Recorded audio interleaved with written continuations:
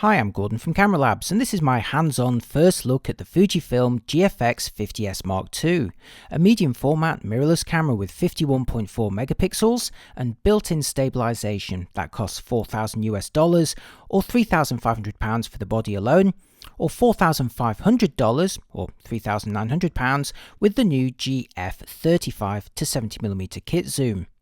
I briefly had a chance to try out a final production model, so in this video I'll show you everything I've learned so far. At first, or even at second glance, the GFX50S II looks a lot like the previous GFX100S, and that's because they share the exact same body, and externally the only difference is the badge on the side. So the too long didn't watch version is that the GFX50S II is essentially the GFX100S, but fitted with the lower resolution 51.4 megapixel sensor of the original GFX bodies, allowing Fujifilm to price it under $4,500 or £4,000 with a lens.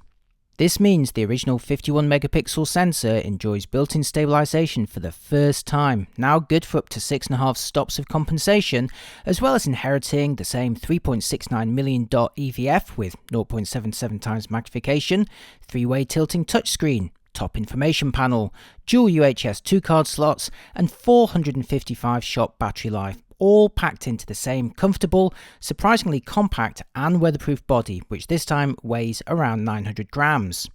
For more information on the body features and controls, check out my GFX100S review. The big difference is of course the sensor, with the 51.4 megapixel model capturing images with 8256 by 6192 pixels, which may be lower than the 100S, but it's still competitive against the best full framers out there with the benefit of a larger pixel pitch. By coupling it with the latest image processor, the older sensor also now enjoys a new lease of life, including all the film simulations up to nostalgic negative, improved face and eye detection, and a pixel shift mode which captures 16 frames that can then be composited in software later to generate a 200 megapixel image. This older sensor does, however, lack the 4K video and phase detect autofocus of the 102 megapixel models, so it remains limited to contrast-based AF only and 1080 video only up to 30p. So let's have a look at their performance.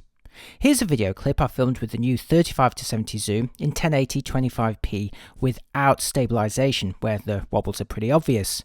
And now here's a version after IBIS, which is sensor shift stabilization, has been enabled, and that's pretty effectively eliminating those wobbles. And finally a version with IBIS and the optional digital stabilization that can provide greater compensation, but at the cost of a crop. While the screen still can't face forward, you can kind of attempt a handheld vlog or filming a piece to camera, relying on the IBIS to keep things steady and the AF system to keep you sharp.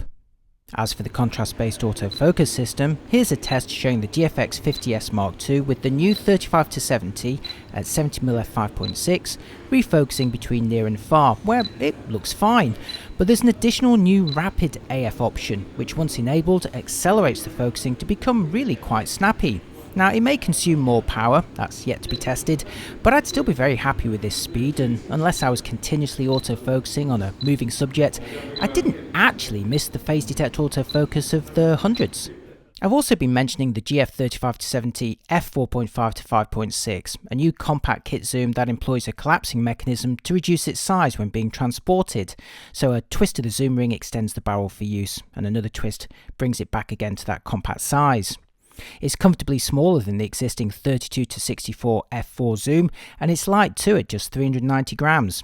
Now it's available in a kit with the 50S Mark II or separately for $999 or £850.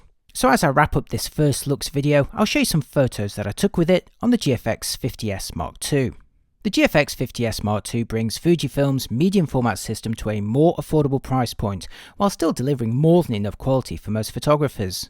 By taking the surprisingly compact body of the GFX100S, the 50S Mark II inherits the latest controls and features, including built-in stabilization.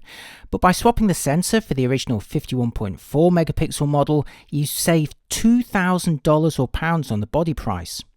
In use, 50 megapixels is still more than enough for most of us and allows the camera to remain competitive with the best of the current full framers. And in my test, the contrast-based autofocus did actually prove quick and reliable even when filming casual pieces to camera.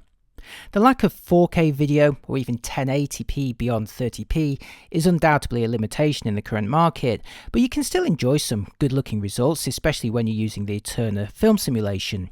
Only you can decide though if this, and the lack of phase detect autofocus to better handle moving subjects, is a deal breaker or not. Ultimately, I reckon there's plenty of photographers who'd be delighted with the 50S Mark II, with the $2,000 saving over the 100 megapixel version, making it very competitive against rival full framers. I love the GFX100S body, so to have it here in a more affordable version with files that still have more than enough resolution for most of us is pretty much a win-win. Overall, it's a really tempting option, especially with the new kit zoom lens. I hope to test the 50S Mark II side by side against some full frame rivals to really see how the photos, videos and focusing compares. But in the meantime, are you tempted by this alternative approach from Fujifilm? Let me know in the comments. Don't forget to subscribe if you want to see more of my reviews. Thanks for watching and I'll see you next time. Bye bye.